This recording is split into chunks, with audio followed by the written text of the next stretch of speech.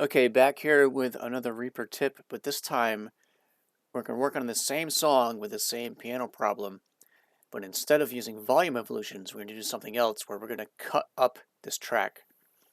And we're actually going to increase the gain on this part, and the advantage here is that we don't have to use volume evolutions.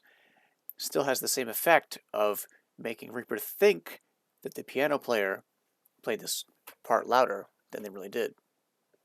So, just to recap, we have this guitar track and a piano, and if we play it, we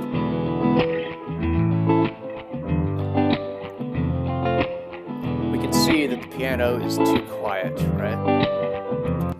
So what do we do here if we don't want to do volume evolutions? Well, what we can do is, on our waveform here now, if I hit S Sierra on the keyboard, and I'm still in snap mode, so I'm just going to stay for that in that part for now. If I hit S while I'm on this little line here, it's going to cut it. It's kind of like cutting tape in the old world, right?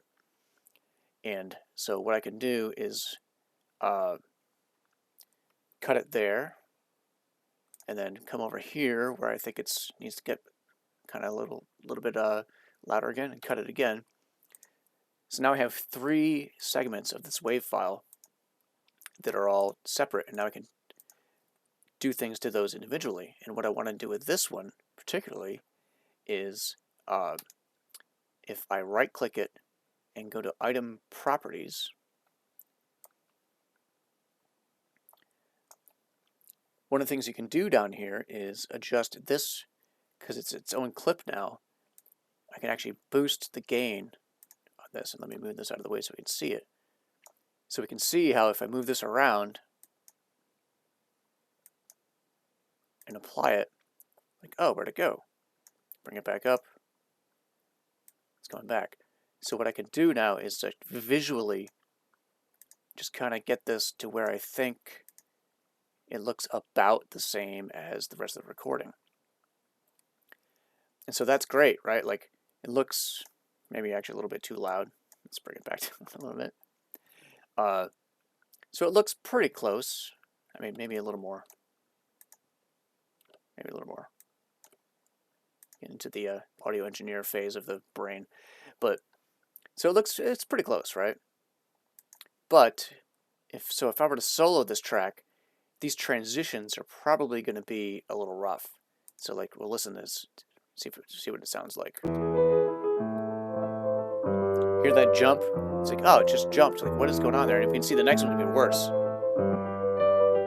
So what's going on there, right?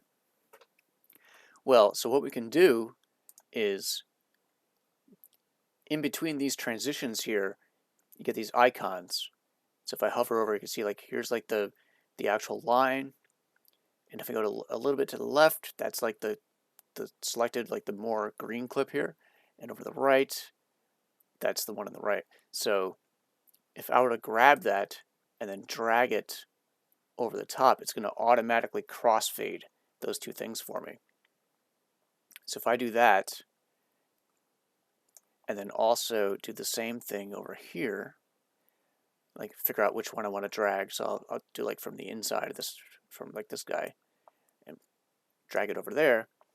Now it's going to crossfade those 2 things, so the transition is not going to be so dramatic. So now if we listen to it,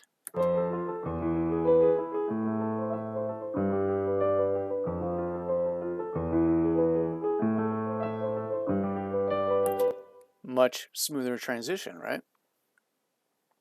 So that's an easy way to do that now. And the advantage of this, it's a little more complicated because you have to deal with these crossfades and stuff. But the advantage is you don't have if you watch the other video about volume evolutions, you don't have to worry about faders. I can still come in here now and actually adjust this main fader up and down and up and down, and it's going to adjust the whole track as one unit. And I don't have to worry about evolution points and stuff like that. So this is another way to solve that same problem of, I've got a little piece of a track that I need to make louder or quieter or whatever. And I just want to come in here and make this little atomic edit and make that happen. So there's another Reaper tip from Reaper Tips, I think we're calling this now.